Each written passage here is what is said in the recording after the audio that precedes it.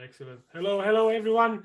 Welcome to another great episode of What Gets You Fired Up, which is my podcast. And I'm Christian. And just for people they don't know, and for the sake of the recording, I'm the creator of the program Lead to Leap.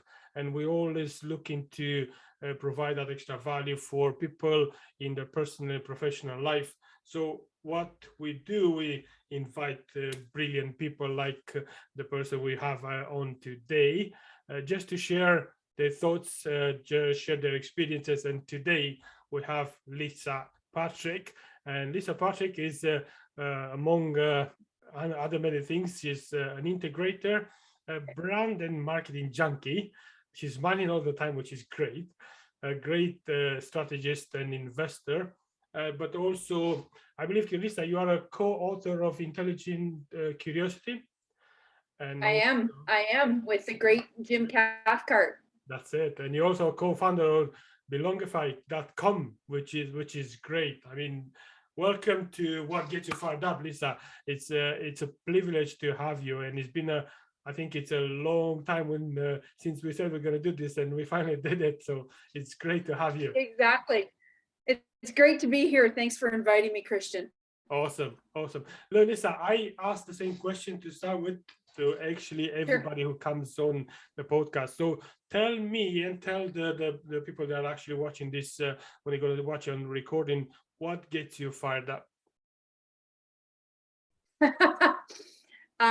What doesn't get me fired up? How about That's a good that? question. That's a shorter list than what actually gets me fired up. So what gets me all fired up, anything to do with business and people. I mean, I just love people. People are the center of every business, whether the founder of a company recognizes it or not, right? And if you're not invested in your people and you're not invested in people in general, then what are you doing in business? What are you doing in life? Like, make a change. How's that for what gets me fired up? Sounds awesome. And the thing is that you probably get asked the same question that I am. How can you do so many things without and still being happy and living your life and so on? Because people have the tendency to say like, "Oh, she's so busy. She can't do too much. How she find all the time?" So tell me, how do I you think, find the time? yeah, so I think perception isn't always reality, right? And yes, of course, I'm always excited and I'm cheerful and all these great things, but I'm not always that all the time. Sometimes it's ugly. Sometimes I wake up and the day is ugly, and I have to find a way to make it right in the universe. And to think that, no matter who you follow or who you look up to or look beside or behind you, not every day is a great day, and some days are just ugly, and you got to figure out how to make it a great day. And that's the reality of life, right? Yeah. That's essentially. And more specifically, this last year, there's been a lot more ugly days than bright days, right? Yeah, no, I agree, and I think you see, with especially with the current situation for the last 2 years, people because everybody goes on social media now. It's been like crazy Yeah. with the videos and photos. It's so easy to get fooled by what you see, because not too many people are going out there and say, "Look, I'm in pain," or I'm just depressed," or I've been through the divorce or anything. So people, they see you or they see me always happy. I mean, I had somebody telling me that my positivity is sickening, so that was awesome. And you know yeah, and I was like, well, Well, listen, not everybody can like us, right? Like I think that's the other thing too, is that we are, I am not the right cup of tea for everybody, let me tell you. And that's okay. I'm okay with that, because you know what? There's 7.1 or 2 billion people on planet Earth. yeah, I So think it's 8.2 now. not everybody's gonna like me, and I ain't gonna like everybody. And that's just the reality of it.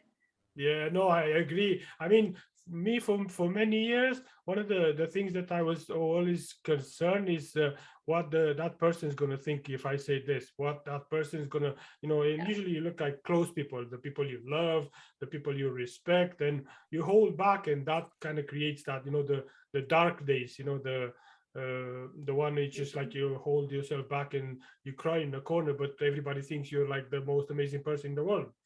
So I understand exactly what you're saying. Yeah. Yeah, when I lost a business a few years ago, and it took me quite a while to recover from that. And it's not always, it's what we do when we pick ourselves up from the floor that matters. It's not necessarily that we're on the floor. And I think also that we have to make a decision when we're laying on the floor. How long are we actually going to really lay there?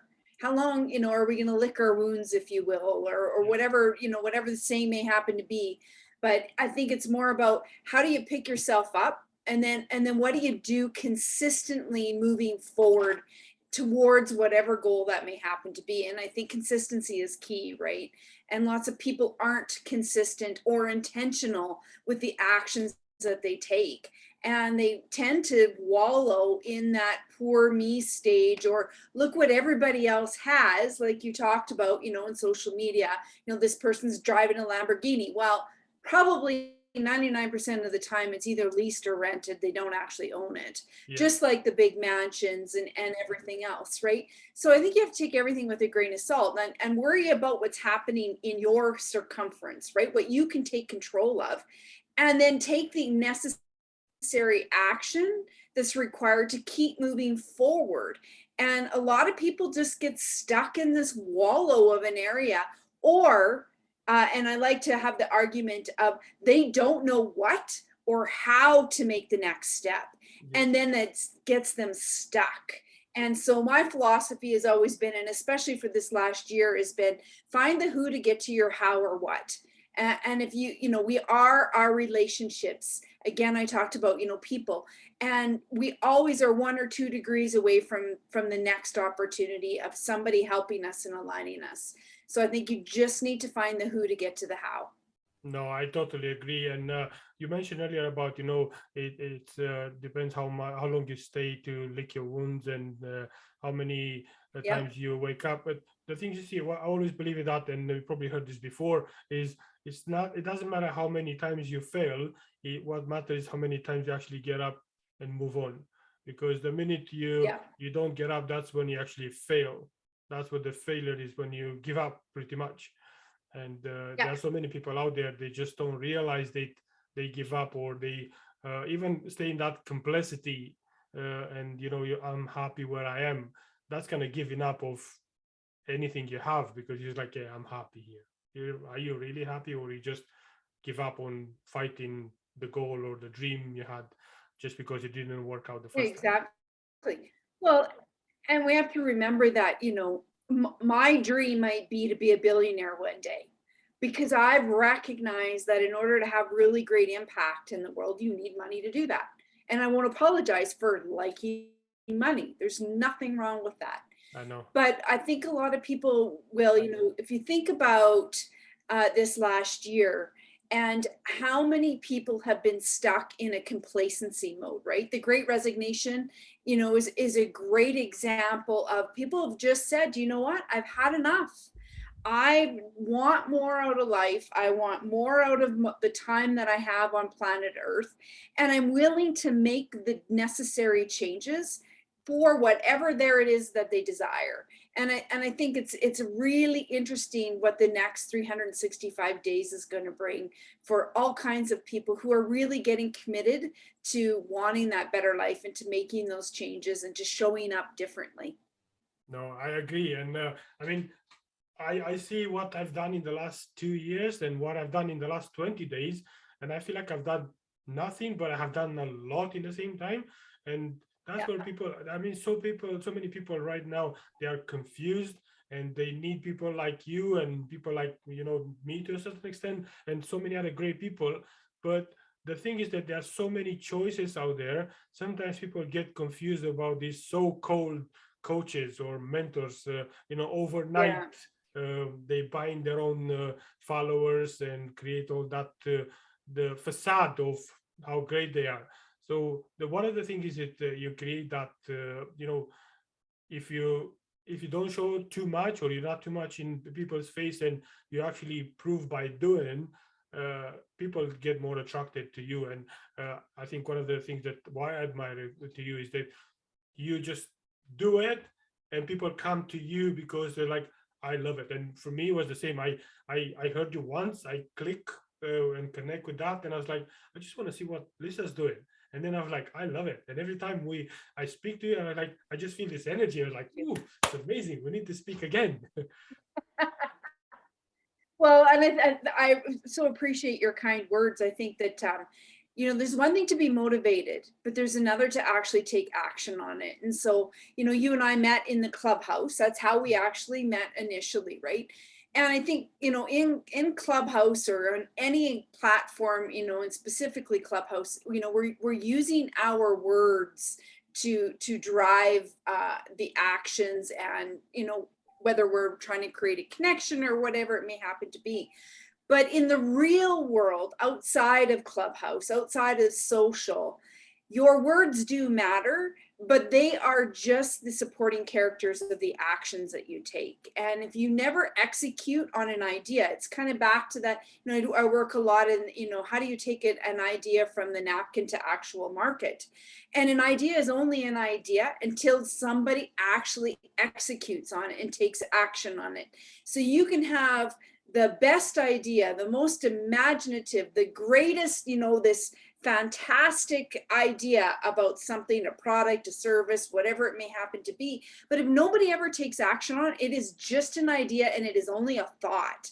And there is no value to that thought, none whatsoever, because it's just a string of words put together by you. That's it. Yeah, no, and so, I agree. I implore everybody that action is key. No, without a doubt, action, it's something that drives us forward and keeps it away from that complacency, and that's why even my like when I mentioned at the beginning that the Lead to Leap program, it's all about taking action, take ownership, take control. And on your website you actually have the same, leap forward. So it's that kind of takes into it. It says, the reality, and I'll just quote it from your website. It says the reality is people are looking to thought leaders to help them thrive, not just survive. So that kind of sums it up. Are you there to thrive, to grow, to make the action, or you just stay there? So I love that red chair. It's awesome. Every time I see it, and even now on your website, I was like awesome. My red chair. That one. No, it's right there. Yeah, that one. It's awesome. Listen, I think what the biggest thing is Christian, is that we talked a little bit about this earlier when we first started our conversation about, you're everywhere. How can you be everywhere? Yeah. Well, you know what, in order to have great success, and however you define that, and not everybody defines success in the same way. Some people define it by, the dollars and cents that's in their bank account. Some people define it by the dollars and cents in their bank account and the relationships they have. Some people define it by, how tight of a family they have. It doesn't really matter. The point though is that you need to be taking action all the time. And if you're not, and if you don't have you need to have multiple, I call them, it's like, you're in the forest and your little Red Riding Hood, and you're, leaving crumbs along the way, so how to get back, right? And you need to have those crumbs along the way in your path in business, because what you started, the crumbs that you left 2 years ago, it might take 3 years to bring that idea, that strategy, that relationship to fruition in a way that creates a trifecta win for not just for you and for that other person, but also for the consumer, the client, whoever it may happens to be. So the more breadcrumbs you have along your path, the more likely something along the way is going to stick. And so I am a true believer that I'm going to put as many irons in the fire as I can, as much as I can, as often as I can, in order for one of them to actually light on fire. Because not everything is going to work all the time. It could be timing, it could be strategy, it could be a number of reasons as to why that idea that you had or that strategy that you put into place isn't right at the right time. And so I have businesses and strategies that I've invested, 3 years ago in planting the seeds in order to allow them to grow over time. And then you activate them when you need or when they're necessary or the opportunity arises. And I think that's key. And, you need to be strategic about it, though, clearly. Of course, yeah. And you see, the thing is that what people think, and they only see the fact that when you're already successful, and they say like, oh, this is like just went like this and happened overnight. But all these things, all these action, and like you said, the things that you've done it like 3 years ago, and people have no idea. Nobody knew who Lisa Patrick was, like the Lisa Patrick was now. So Yeah. It's who you are now. And even you mentioned those strategies and the fire you put in, and the steel you stick in to lighten up. It's sometimes, and probably most of the time, it's us, we're not ready for that strategy, because we just don't see from the right perspective. But look, you said so many things about what you do. Tell me, who's Lisa Patrick? What's the story behind it? Well, I'm who's Lisa Patrick? I'm still trying to figure that out, Christian. How's that? Welcome to the club. Yeah, it depends. Am I if I got my mother's hat on, I have twin daughters, amazing. Nice. I mean, they are my pride and joy, without a doubt. I'm a wife, I'm a daughter, I'm not a sister, unfortunately, but I like to think that I chose my sisters, if you will. Awesome. But I'm a number of different things to different people in different and unique ways. But I did a lot of work this year, thinking about truly trying to articulate what my purpose was. Why I've been getting up in the morning, grinding and doing the wonderful things that I love to do. But why do I do what I do? And when I finally figured out my real purpose in life, it changed the trajectory of not the actions that I'm taking, because I'm still taking the same actions, but what it did allow me to do is to articulate in a better way who I am and why I do what I do. And so my purpose really is to get up in the morning and to help others, stand in their greatness. Oh. And when I can do that, that fills my cup, and do it in multiple different ways. So I appreciate you asking me that. No, I appreciate to actually provide that honest answer, because so many people are afraid to say who they are, and they are scared that people it might be judging them, and there might be people like being like, usually it's the jealousy and the envy, and it's coming from the other person because they cannot do what you do, so they try to just pull you down. So when you go out there and open up, people get more attracted to who you are because you're honest and transparent, and that's something which I think it's important in everything we do. Yeah, I don't know if I 100% buy into this jealousy idea. I think that, I do a lot of work in the belonging space, right? Like connection and contribution and so forth. And I think that, I look back in my life, and I know several people who are successful, defined by, they have a lot of zeros in their bank account, let's put it that way. And one of the things that's consistent is that they've all started from humble beginnings. And as they got more successful, defined again by the dollar value in their bank account, they started to, I've had conversations where, there's been a real interesting pattern of the people that you've surrounded your entire life with. Yeah. And, there's this thought about, well, those people become jealous of you. And I don't buy into that. I actually believe as we move in the trajectory, and money gives you flexibility and freedom to do things that you normally would not be able to do. And I'm not talking about, buying that specific handbag or that vehicle or whatever. Those are things. Yeah. I'm talking about flexibility to have new experiences in life. And that costs money to do that.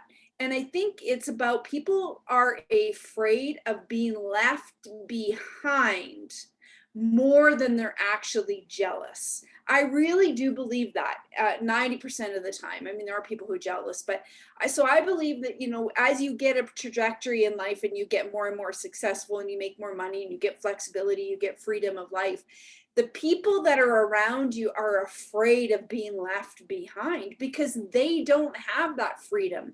They don't have that flexibility. Happens lots when people retire, right? You see, here's somebody retiring in their, mid 50s and they go back to work. Why? Because the people around them don't have the freedom and flexibility that they do. Or they just find new people. Doesn't mean that the people that they leave behind are bad or indifferent.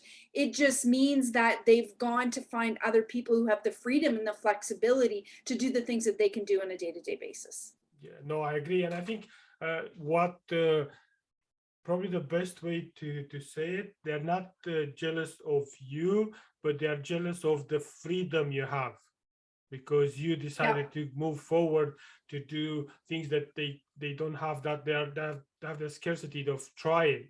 I think most of the people and great people with great ideas, they haven't become great because of that scarcity of what's going to happen, what people are going to say about me. And it's strange because I know some great people with some great knowledge, and they're just not out there because there's like, I don't need to be out there. I don't want to be. What if It's a story they tell themselves, right? They're telling themselves that story. And it's, I can lead the horse to the trough. I can't make that horse drink out of that trough. It's no different with people. I can lead you and I can guide you. But if you're not willing to do the work and get up and do the hard work, because nothing is easy. So you've got to do the hard work and you consistently have to do it and show up and you have to be all in. But if you can't do it, I can't make you do that. I can't activate that drive within you. You've got to want it. And if you don't want it, then you've got to be willing to live in the complacency of what your life is going to bring to you. And some people are okay with that. And there is absolutely nothing wrong with that. However, where there's something wrong with it is when you are now telling everybody else in your life, not to try to move forward and achieve the potential that we want to achieve, right? That's when there's a problem with that relationship.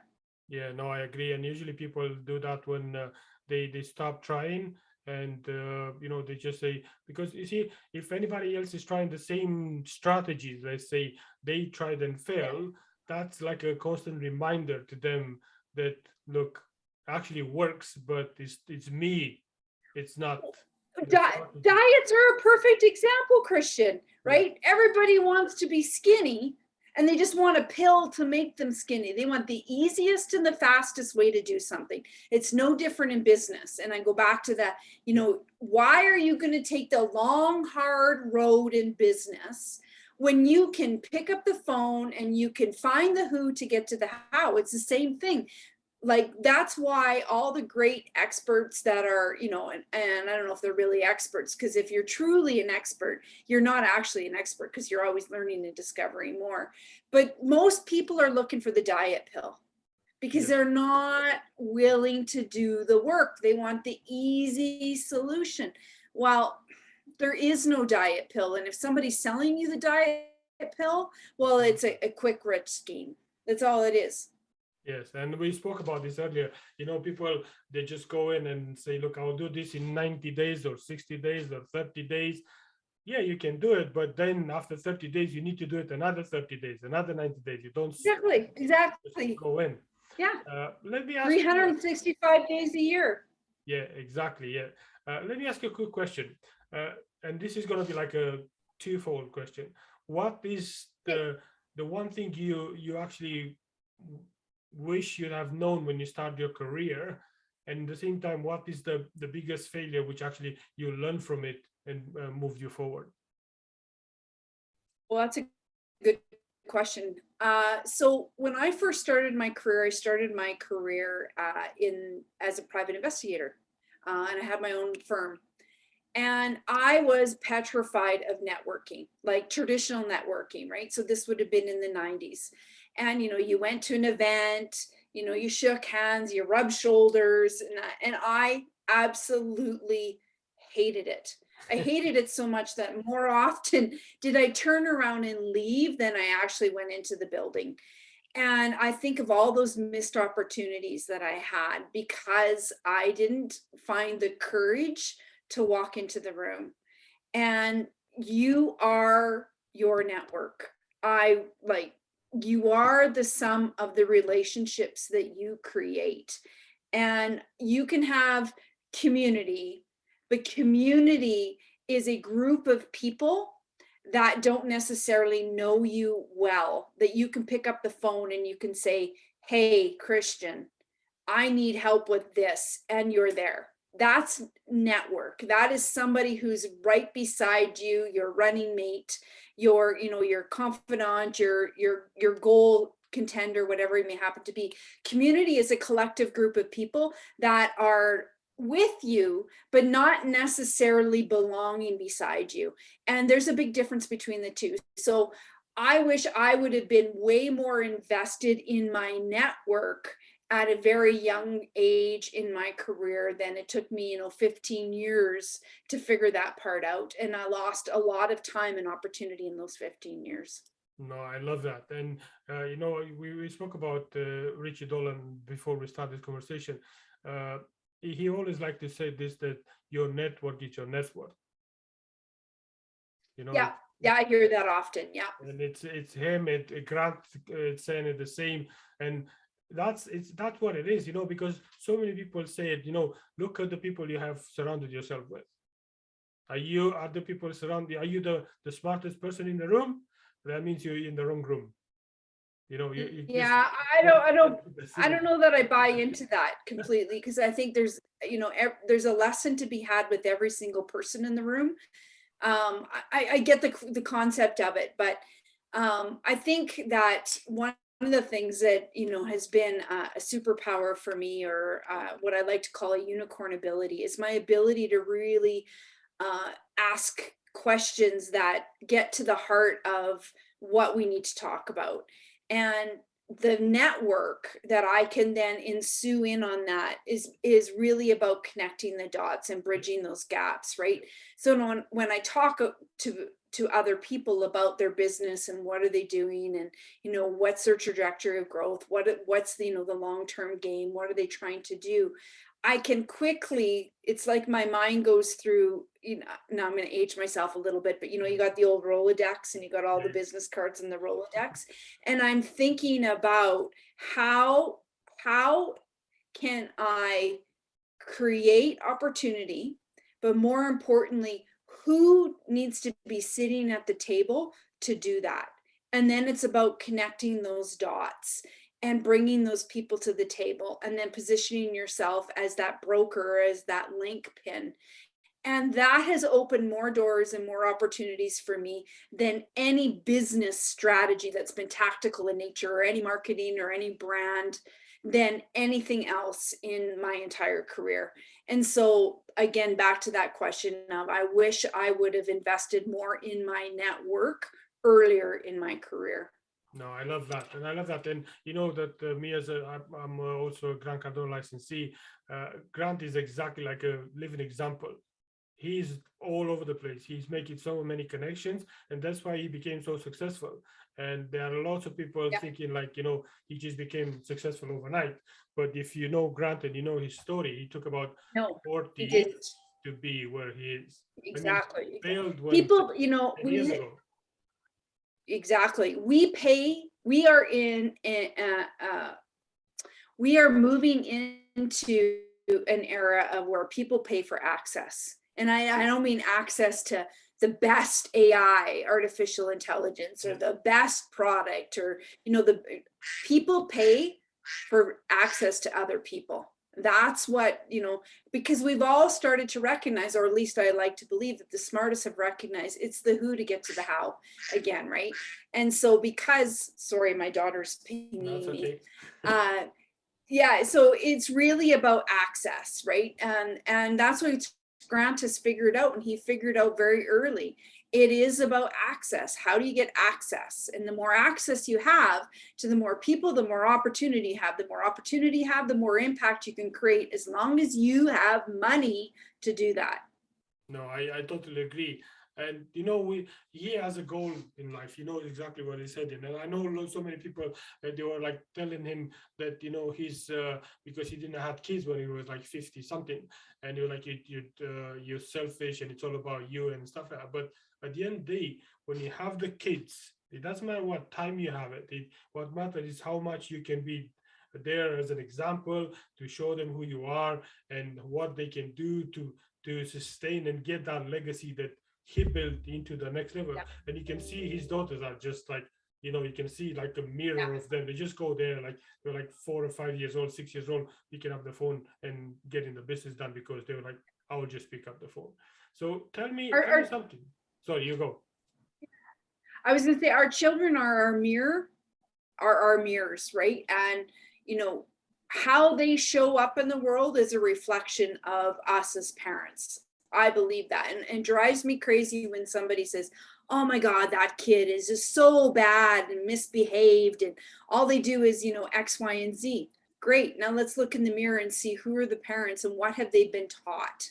Yes. Because that's the reflection that that's I want to, my greatest legacy, I believe, are going to be my children. Awesome. No, I love that. And you see, one of the things that I want to do it, and I've been saying I'm going to do it for a while. I haven't started, so this is where I need to get into action.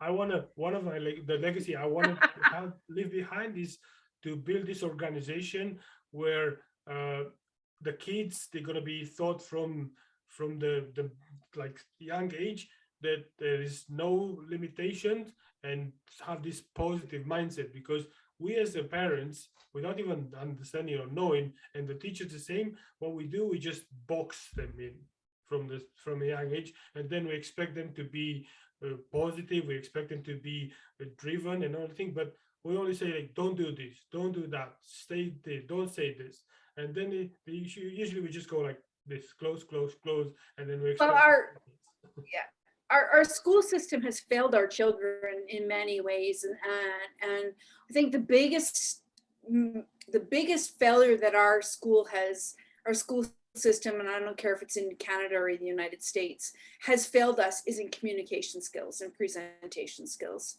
100%. You have to be able to articulate your message in a way that is going to be received.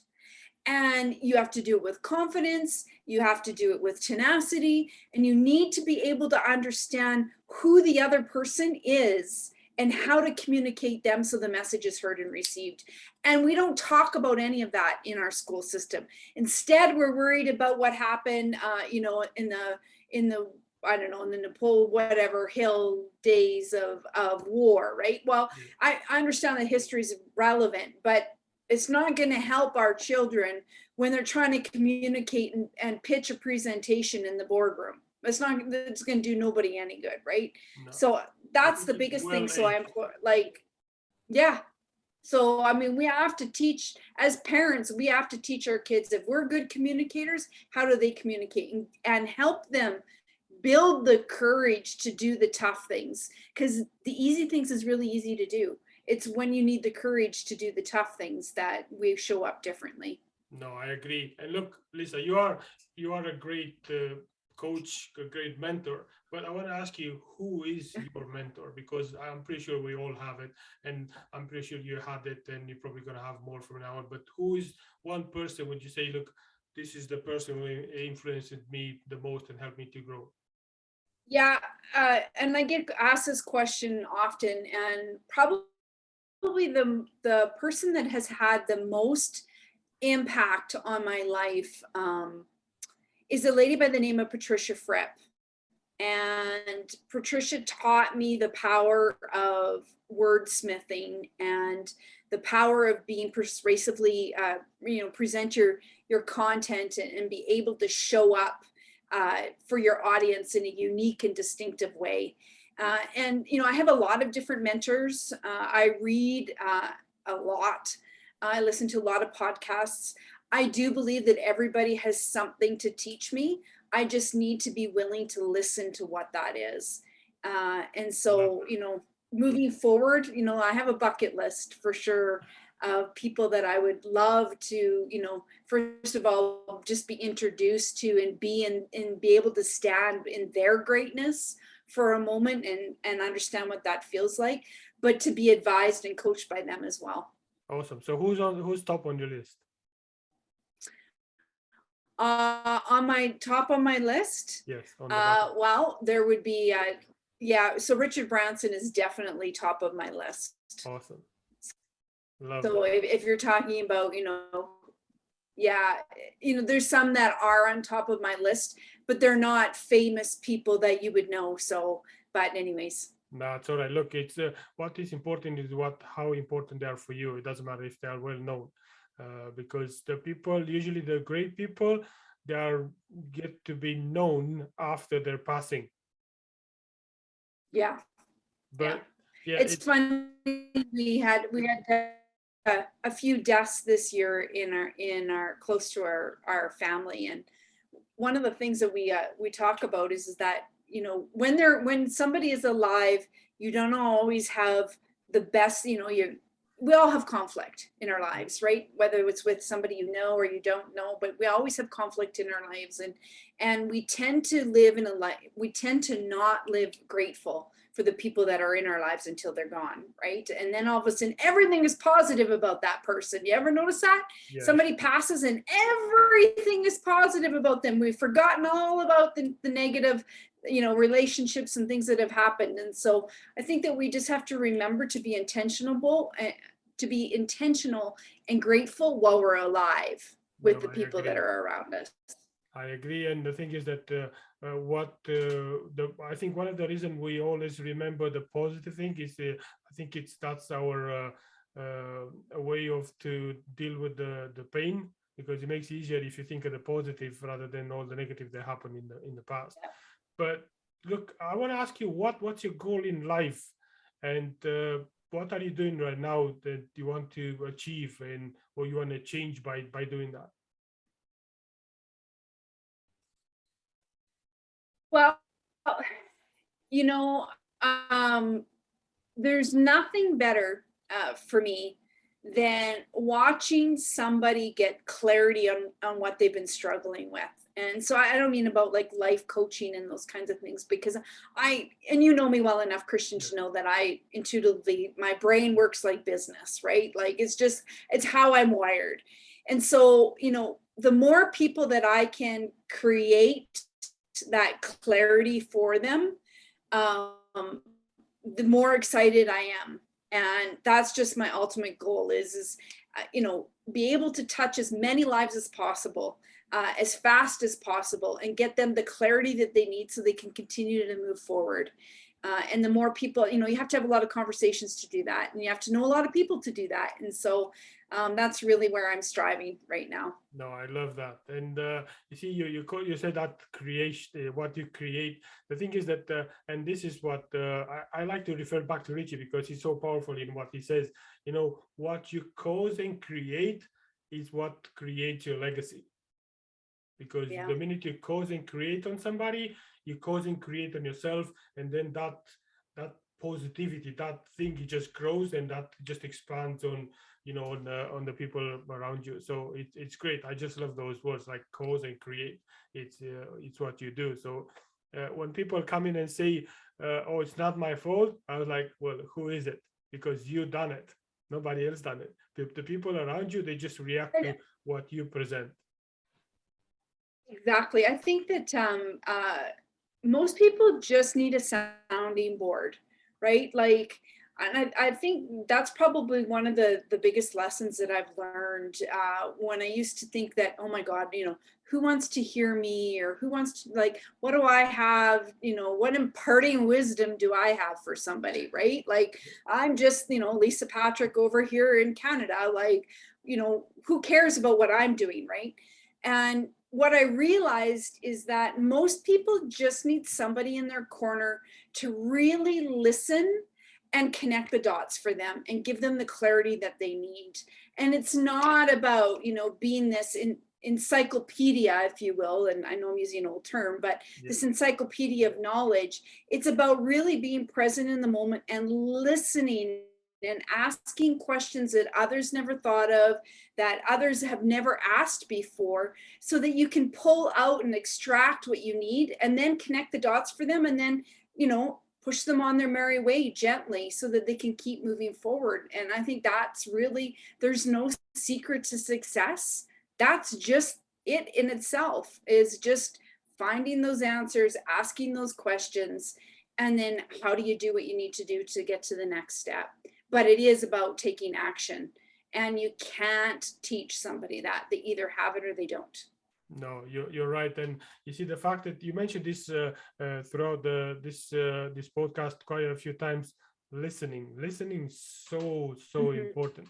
The more you listen to what people say, rather than be ready to just answer the question without, you're not focused. So I think it's I try to remember who said that, but empathic listening, it's more important than any type of listening, because you don't listen from your point of view, you don't listen from somebody else's point of view, you just listen to that person and try to put, and you say they put yourself in their shoes, but you don't need to put yourself in their shoes, you just need to listen and look at their shoes, how they look like. So that's why listening, it's so great.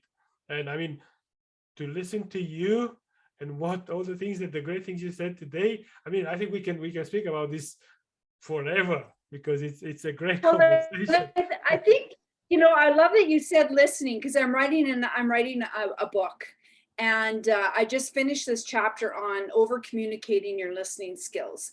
And listening and hearing are two different things, but listening isn't just about using your ears. Listening is also about using your eyes. Yes. And looking for cues with people and the people around them. So I'll give you an example. I was in a Zoom meeting last week, and I was talking to a gentleman, CEO of his company, and had his COO with him, his chief operating officer.